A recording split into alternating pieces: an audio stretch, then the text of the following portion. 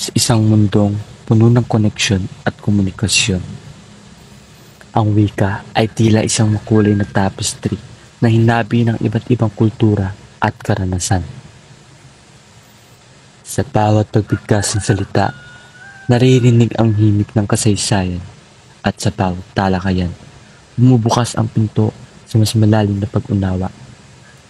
Sa makabagong panahon, ang variety ng wika ay hindi lamang isang kasangkapan sa pakikipag-usap.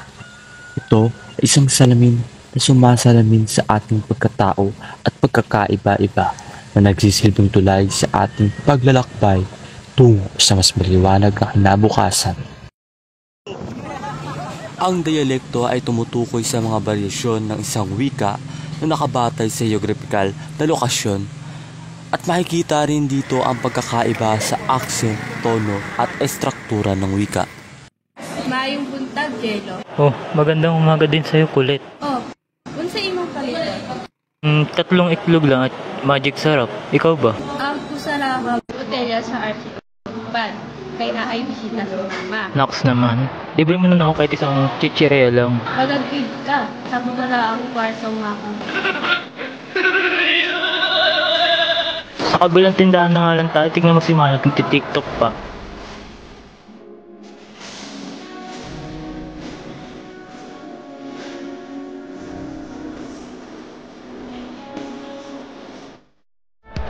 Habang nasa labas si Jenna, nag-text siya sa kanyang kaibigan patungkol sa kanilang gala mamaya. Max, cherry bells ba today?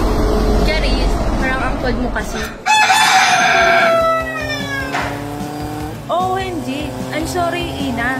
Medyo tired lang talaga, Akis. But yeah, go, go, go pa rin as mamaya. Okay, todo na to. Mamaya, meet na lang tayo sa mall. Gora na mga 7 p.m. ha. Wish kang magpapalit ate ko. Baka tegi bambam ka sa akin. Cherries! Hindi na malaya ni Yana na pati rin siya ay nahahawa na rin sa pagsasalita ni Jenna. Ang socialite naman ay ang tumutukoy sa mga varyasyon ng wika na nakabatay sa dimensyong sosyal. Ang mga ito ay nakadepende sa katayuan, edukasyon at iba pang salik ng mga tao sa isang komunidad.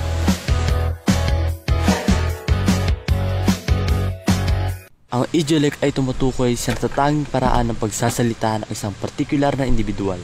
Makikita ang kalidad ng boses ng nagsasalita at ang kanilang sariling estilo o tono na maaaring bago batay sa kanilang personalidad at karanasan. I feel beautiful because I treat my hair with keratin. Keratin? But not just keratin. Dapat may plus.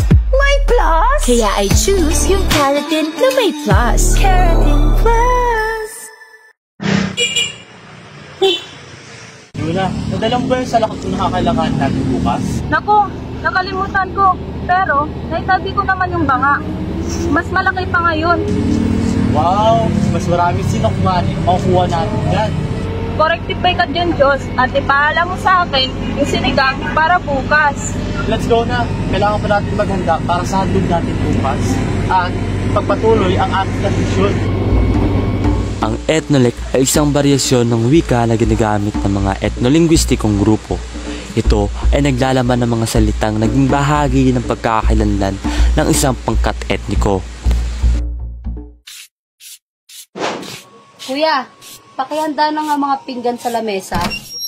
Opo, Nay. Ano ba ulam natin? Pritong isda at saka hotdog. Ang sarap naman yan, Nay.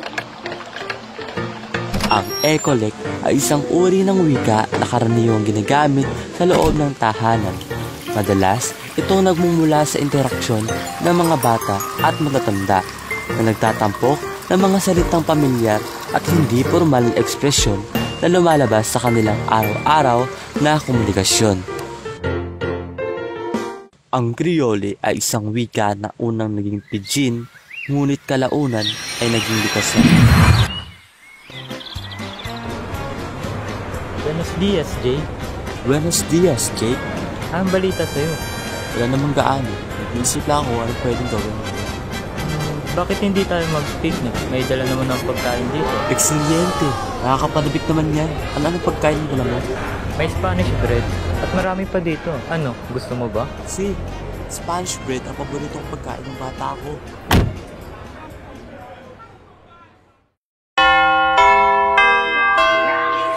Ngayon, pag-uusapan natin ang tungkol sa mga natural at mga terminolohiyang ginagamit sa larangan ito. Ma'am, ano po ibig sabihin ng disaster response? Sa response ay ang mga spam na ginagawa ng mga ahensya upang tumugon sa epekto ng isang sakuna. Mahalaga ito sa ating Ma'am, ano ang risk assessment, ma'am? Ang risk assessment ay ang proseso sa pagtukoy sa mga panganib na maaari mangyari sa isang lugar.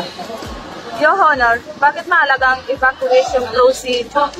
Kailangan natin ito upang makagawa tayo ng mga angkop na plano. Ang register ay tumutukoy sa mga espesyalisadong salitang ginagamit sa isang tiyak na larangan o disiplina.